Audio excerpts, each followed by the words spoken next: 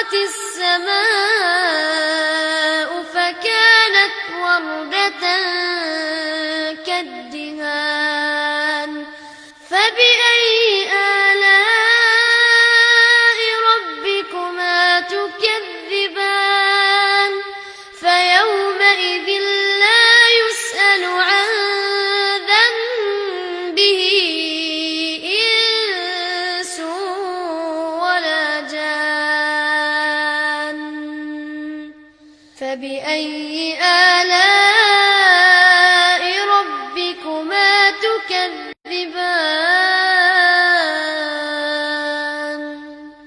يعرف المجرمون بسيماهم فيؤخذ بالنواصي والأقدام فبأي آلاء ربكما تكذبان هذه جهنم التي يكذب بها المجرمون يطوفون بينها وبين حميم آن فبأي آلاء ربكما تكذبان ولمن خاف مقام ربه جنتان فبأي آلاء ربكما تكذبان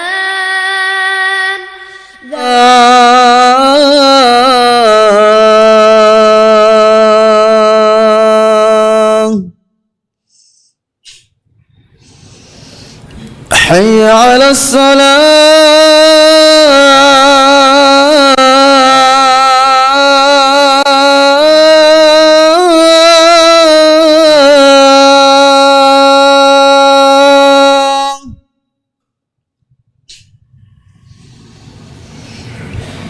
حي على الفلاح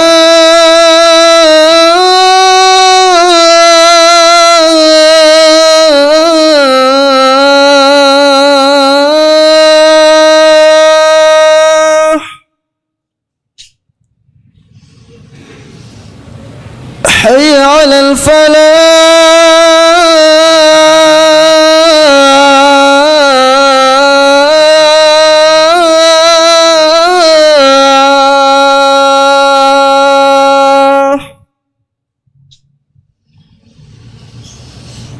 الله أكبر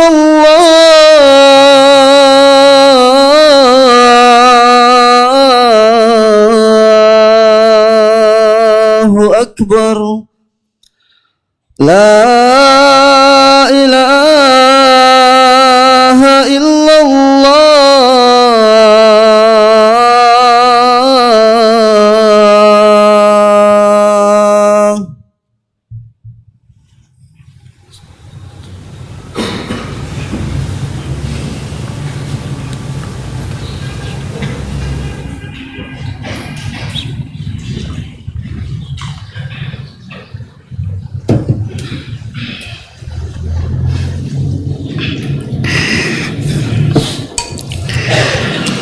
إن الحمد لله نحمده ونستعينه ونستغفره ونعوذ بالله من شرور أنفسنا ومن سيئات أعمالنا من يهده الله فلا مضل له ومن يضلل فلا هادي له وأشهد أن لا إله إلا الله وحده لا شريك له وأشهد أن محمدًا عبده ورسوله صلى الله عليه وعلى آله وصحبه وسلم تسليمًا كثيرًا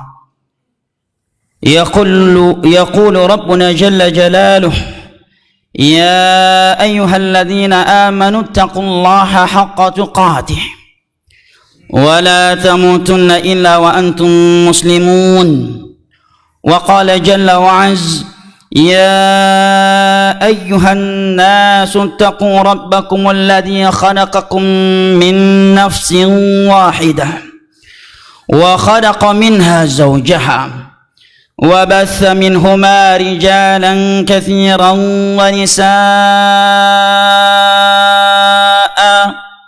واتقوا الله الذي تساءلون به والأرحام إن الله كان عليكم رقيبا وقال جل وعز يا أيها الذين آمنوا اتقوا الله وقولوا قولا سديدا يصلح لكم أعمالكم ويغفر لكم ذنوبكم ومن يطع الله ورسوله فقد فاز فوزا عظيما أما بعد فإن أصدق الحديث كلام الله وخير الهدي هدي محمد صلى الله عليه وسلم وشر الأمور محدثاتها فإن كل محدثة بدعة وكل بدعة ضلالة وكل ضلالة في النار أعاذني الله وإياكم من النار. عباد الله, sidang salat Jumat rahimani Allah wa iyyakum wa baraka fikum. Jauh hari sebelum Nabi kita sallallahu alaihi wasallam wafat, beliau telah memberitakan kepada para sahabatnya yang hadir saat itu dan sebagai peringatan serta bimbingan untuk kaum muslimin yang datang setelah mereka, bahwasanya akan datang pemimpin-pemimpin dan penguasa-penguasa yang zalim. Maka bagaimana kita menyikapi mereka dan bagaimana petunjuk Nabi kita sallallahu alaihi wasallam untuk umatnya yang dipimpin oleh penguasa dan pemimpin yang zalim. Kita tidak butuh kepada ucapan tokoh ini dan tokoh itu apabila telah ada bimbingan dan petunjuk dari Nabi kita sallallahu alaihi wasallam. Karena kita sebagai umat Islam, umat Nabi Muhammad sallallahu alaihi wasallam yakin seyakin-yakinnya bahwa tiada petunjuk yang lebih sempurna, yang lebih baik dan lebih kita butuhkan daripada petunjuknya Rasulullah sallallahu alaihi wasallam sebagai suri toladan kita yang Allah Jalla wa Ala firmankan, laqad kana lakum fi Rasulillahi uswatun hasanah liman kana yarjullaha wal yawmal akhir wa dzakarallaha katsira. Sungguh telah ada suri toladan yang baik untuk kalian pada diri Rasulullah sallallahu alaihi wasallam. Jika kalian adalah orang-orang yang mengharapkan pertemuan dengan Allah, mengharapkan hari akhirat dan banyak mengingat Allah Jalla wa Ala. Sebagaimana dalam hal akidah, dalam hal ibadah dan dalam hal halal dan haram, kita wajib mengikuti petunjuk dan sunnahnya Rasulullah sallallahu alaihi wasallam dan bukan kepada hawa nafsu atau perasaan kita. Maka demikian pula dalam hal menyikapi penguasa yang zalim terhadap rakyatnya, kita juga harus kembali kepada petunjuk dan sunnahnya Rasulullah sallallahu alaihi wasallam. Dan jangan sekali-kali kita menjadikan hawa nafsu, perasaan dan pengalaman hidup sebagian manusia sebagai petunjuk dan landasan kita dalam hal itu apabila kita ingin bahagia di dunia dan di akhirat kelak. Maka mari kita simak berikut ini beberapa hadis Nabi sallallahu alaihi wasallam dalam hal tersebut. Di antaranya adalah hadis yang diriwayatkan oleh Al-Imam Al-Bukhari dan Muslim. Nabi sallallahu alaihi wasallam bersabda, "Alal mar'il muslim at-ta'atu was-sam'u wat-ta'ah fi ma ahabba wa kariha illa an yu'mara bi ma'siyatin fala sam'a wala ta'ah." Wajib bagi setiap individu muslim untuk patuh dan taat kepada pemimpinnya, baik dalam hal yang ia sukai ataukah dalam hal yang ia benci, kecuali ia diberikan perintah untuk bermaksiat, maka dia tidak boleh taat kepada pemimpinnya itu dalam hal maksiat yang diperintahkan kepadanya tersebut. Hadis yang kedua adalah hadis yang diriwayatkan oleh Al-Imam Al-Bukhari dari Abu Hurairah radhiyallahu anhu.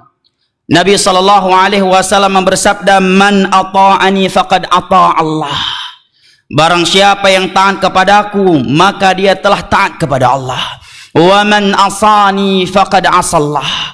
Dan barang siapa yang bermaksiat kepadaku, maka sungguh dia telah bermaksiat kepada Allah. Wa man yuti'il amir faqad ata'ani wa man ya'sil amir faqad asani. Barang siapa yang taat kepada pemimpinnya, sejatinya ia telah taat kepadaku. Dan yang bermaksiat, barang siapa yang bermaksiat kepada pemimpinnya, maka sesungguhnya dia telah bermaksiat kepadaku. Hadis beliau lainnya adalah hadis yang diriwayatkan oleh Al-Imam Al-Bukhari dari Abdullah bin Abbas radhiyallahu anhuma. Beliau bersabda, "Man kariha min amirihi syai'an falyasbir." Barang siapa yang melihat sesuatu yang tidak ia sukai, yang ia benci dari penguasanya, falyasbir, hendaknya dia bersabar. Kenapa demikian? Karena Nabi sallallahu alaihi wasallam, "Fa inna laisa ahadu minan nas kharaja min as-sultan shibran famata illa mata mitatan jahiliyah." Karena tidaklah seseorang keluar dari ketaatan kepada pemimpinnya, memberontak, melengsarkannya, tidak taat kepadanya, kemudian dia mati selangkah satu jengkal saja setelah itu, melainkan dia mati seperti matinya orang jahiliyah tanpa pemimpin yang suka memberontak dan melengsarkan penguasanya. Ini yang kita baca adalah hadis Nabi sallallahu alaihi wasallam, bukan pendapatnya manusia. Juga sabda beliau yang diriwayatkan oleh Al-Imam Tirmidzi dari sahabat yang mulia Irbad bin Sariyah radhiyallahu anhu. Beliau mengatakan, "Usikum bi taqwallah was-sam'i wat-tha'ah liman ta'ammara 'alaikum wa in kana 'abdan habasyian."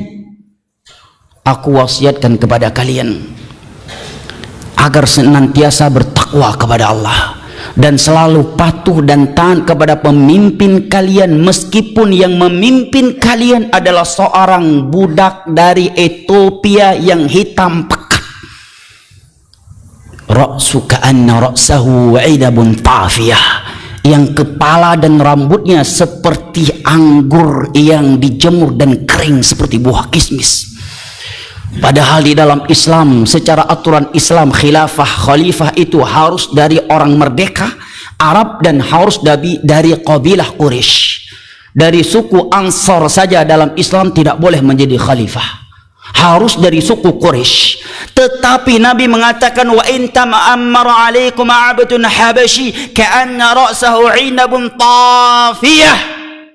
Seandainya yang memimpin kalian adalah seorang budak sahaya dari Ethiopia yang kepala dan rambutnya seperti buah kismis, "Alaikum as-sam'u wat-ta'ah."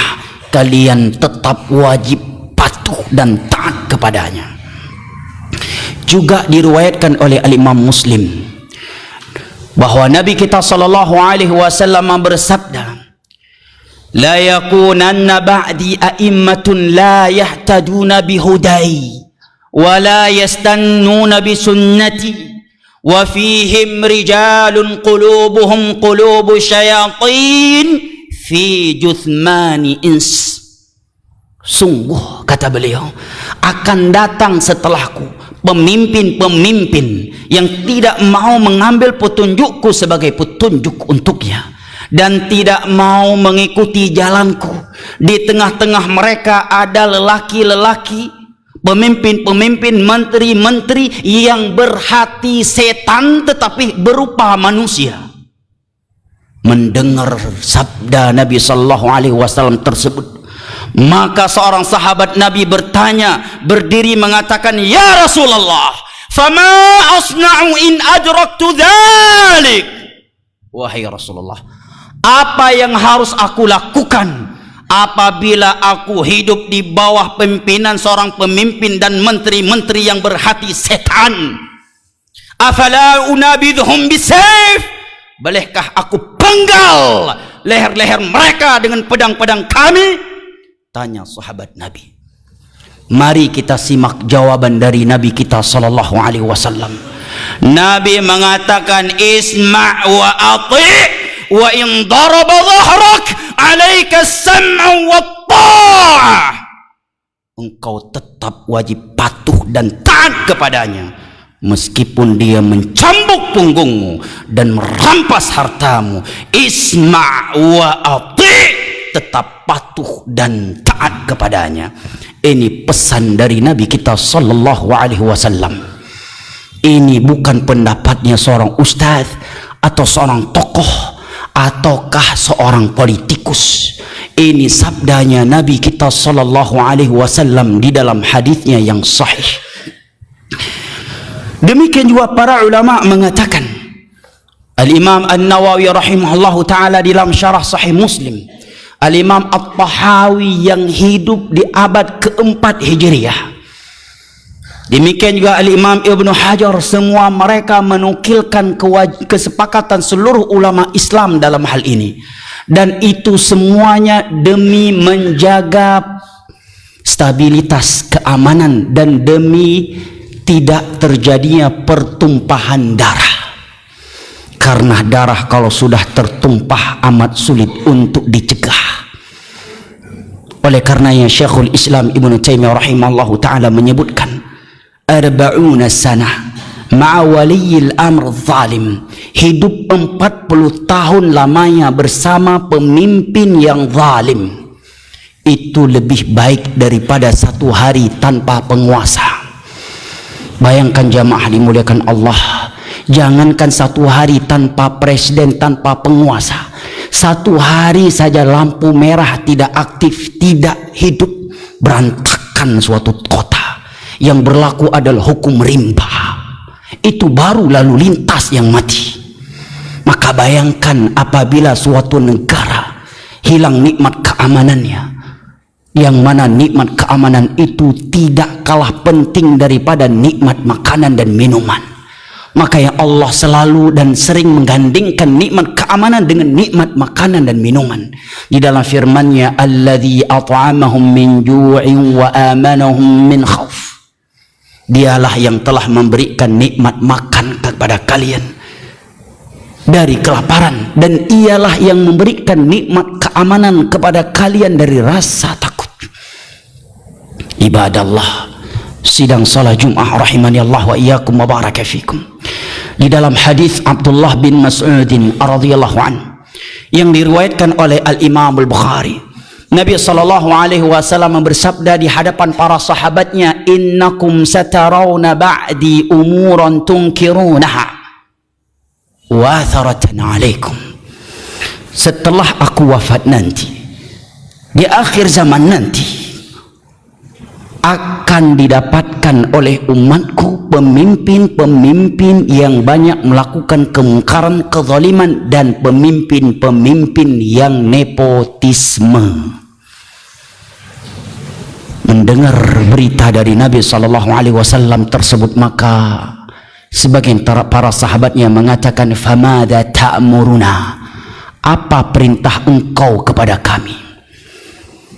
Maka mari kita simak jawaban dari Nabi kita SAW yang telah beliau sabdakan lebih dari 1000 tahun yang lalu. Bukan menjelang pilpres atau menjelang ini dan itu. Ini sabda beliau telah keluar dari mulut beliau lebih dari 1000 tahun yang lalu.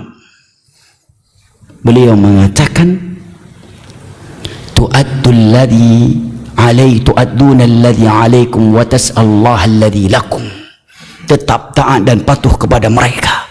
Adapun hak kalian yang tidak diberikan oleh mereka, maka minta kepada Allah, dan nanti di hari kiamat mereka akan berhadapan dengan kalian di hadapan Allah.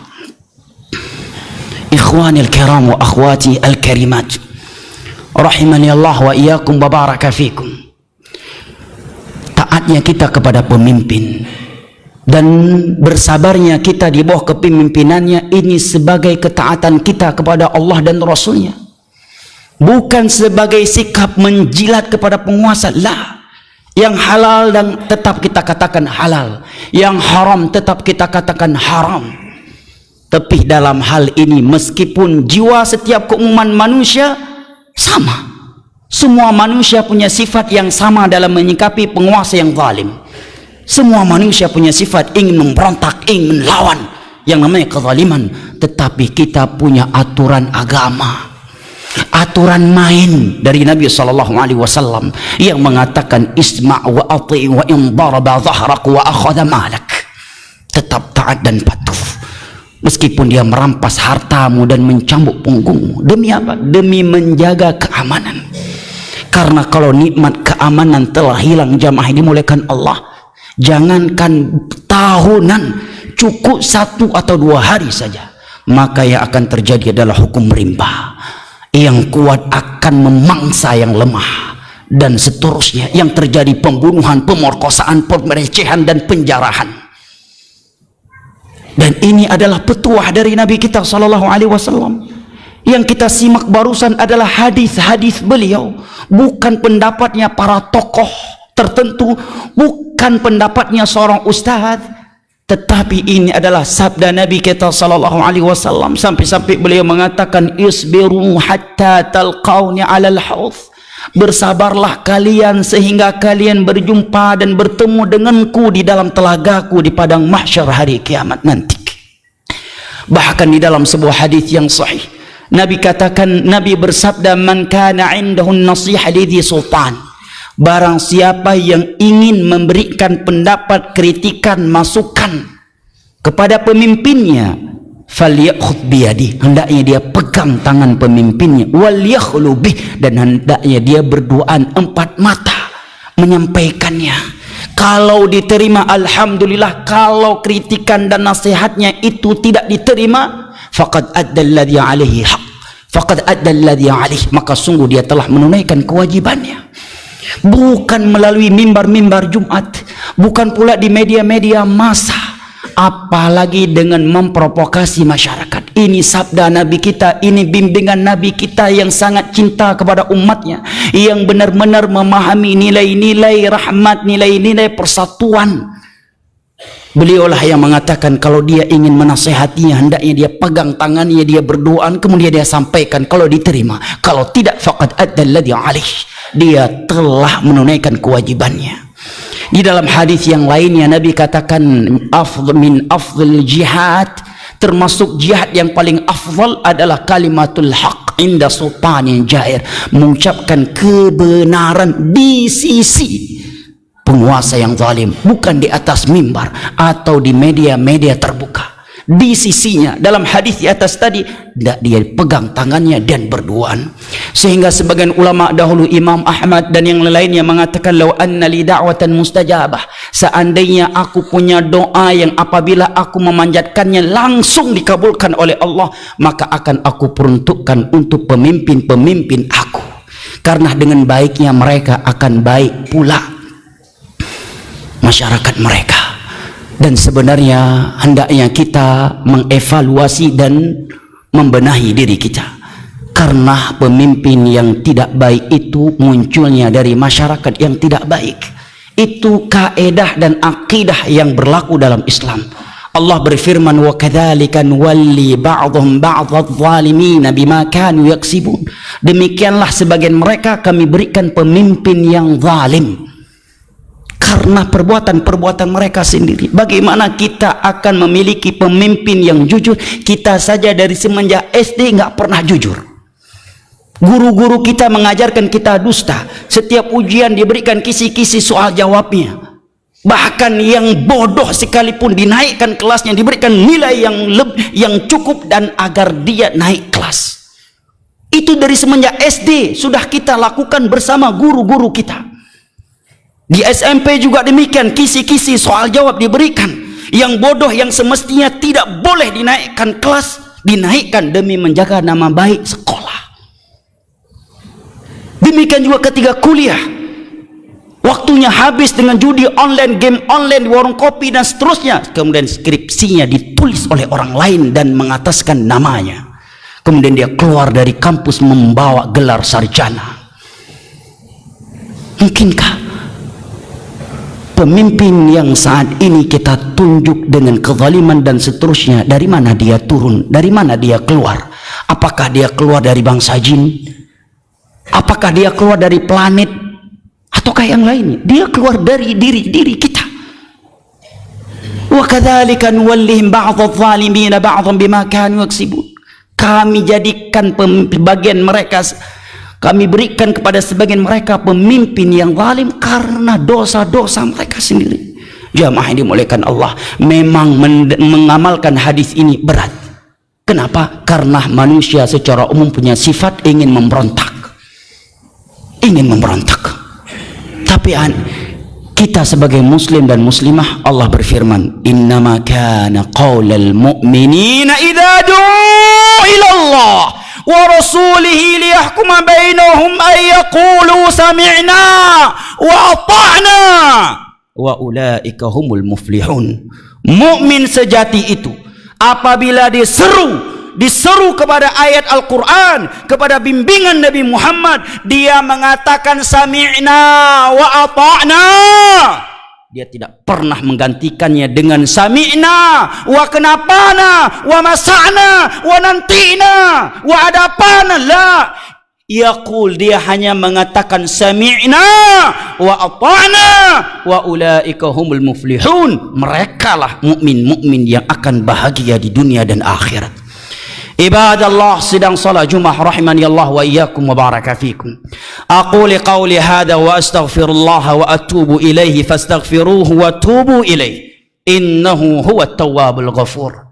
Barakallahu li wa lakum fil Qur'anil azim wa nafa'ani wa iyyakum bima fihi minal ayati wa dzikril hakim wa taqabbala minni wa minkum tilawatahu innahu huwas samiul alim.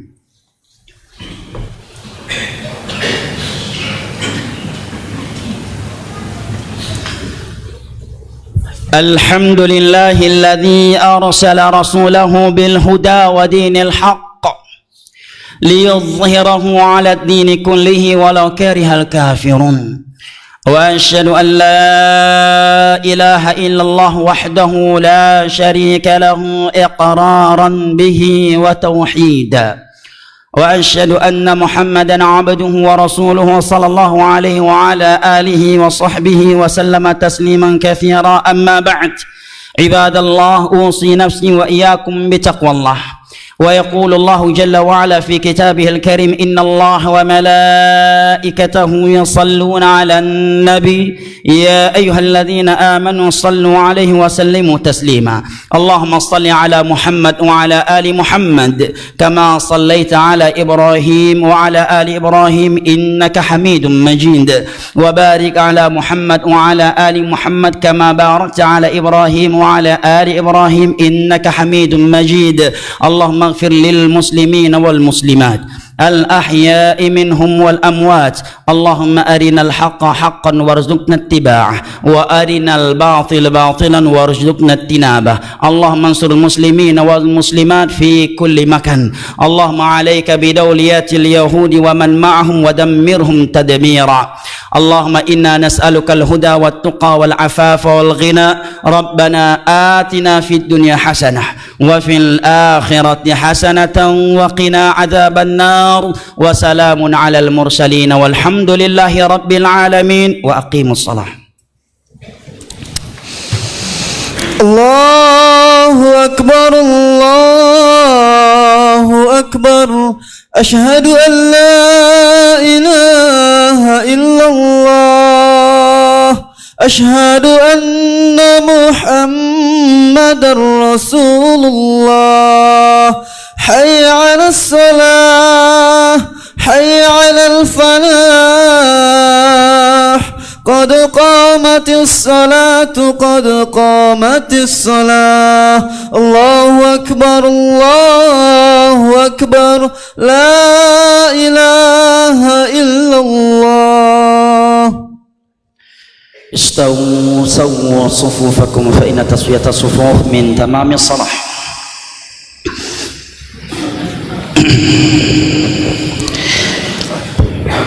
الله أكبر.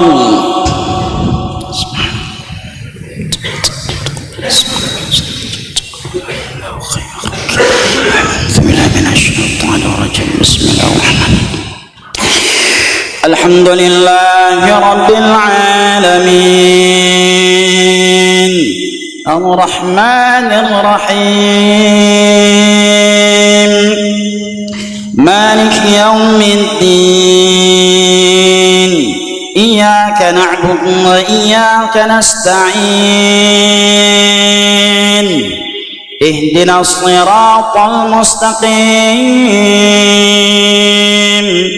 صراط الذين أنعمت عليهم غير المغضوب عليهم ولا الضالين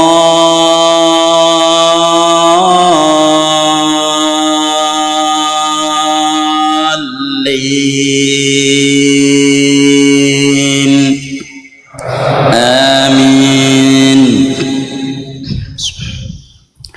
سبح اسم ربك الأعلى الذي خلق فسوى والذي قدر فهدى والذي أخرج المرعى فجعله غثاء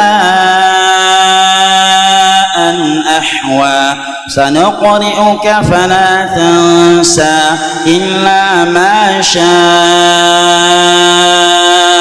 الله إنه يعلم الجهر وما يخفى ونيسرك لليسرى فذكر إن نفعت الذكرى سيذكر من يخشى ويتجنبها الأشقى الذي يصلى النار الكبرى ثم لا يموت فيها ولا يحيا قد أفلح من تزكى وذكر اسم ربه فصلى بل تؤثرون الحياة الدنيا والآخرة خير وأبقى إن هذا لفي الصحف الأولى صحف إبراهيم وموسى الله أكبر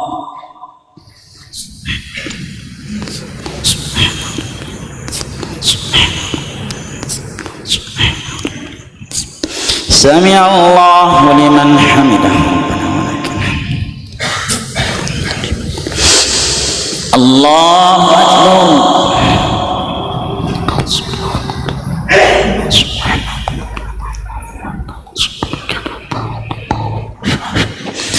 الله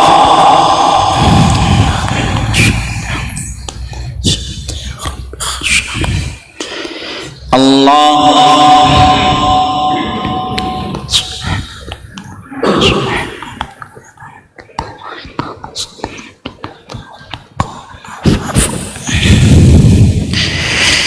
الله أكبر الحمد لله رب العالمين الرحمن الرحيم مالك يوم الدين إياك نعبد وإياك نستعين اهدنا الصراط المستقيم صراط الذين أنعمت عليهم غير المغضوب عليهم ولا الضالين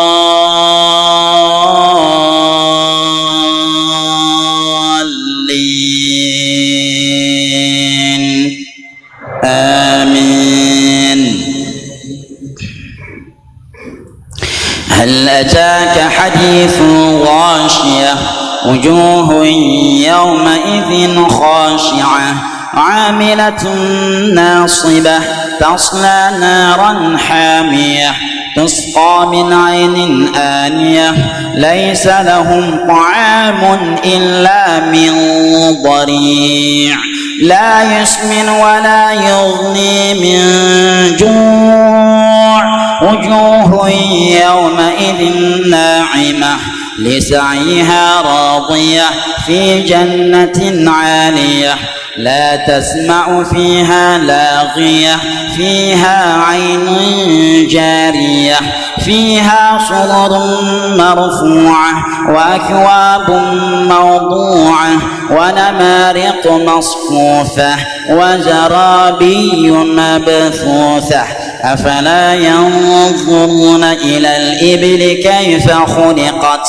وإلى السماء كيف رفعت وإلى الجبال كيف نصبت وإلى الأرض كيف سطحت فذكر إنما أنت مذكر لست عليهم بمسيطر إلا من تولى وكفر فيعذبه الله العذاب الأكبر إن إلينا إيابهم ثم إن علينا حسابهم. الله أكبر.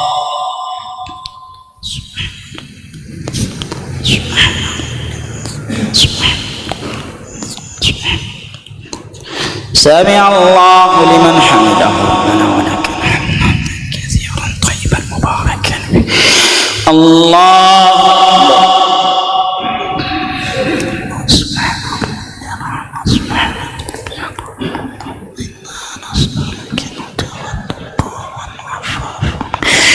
الله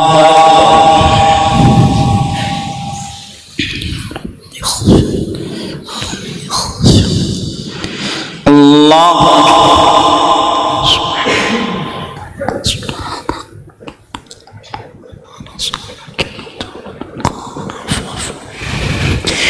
الله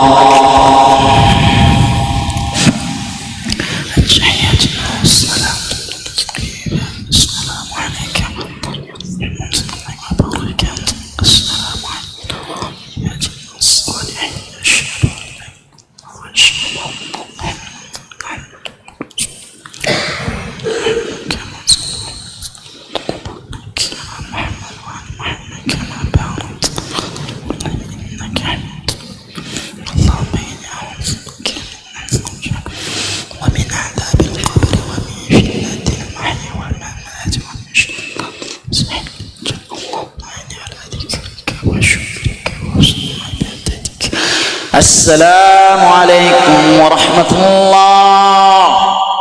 السلام عليكم ورحمة الله.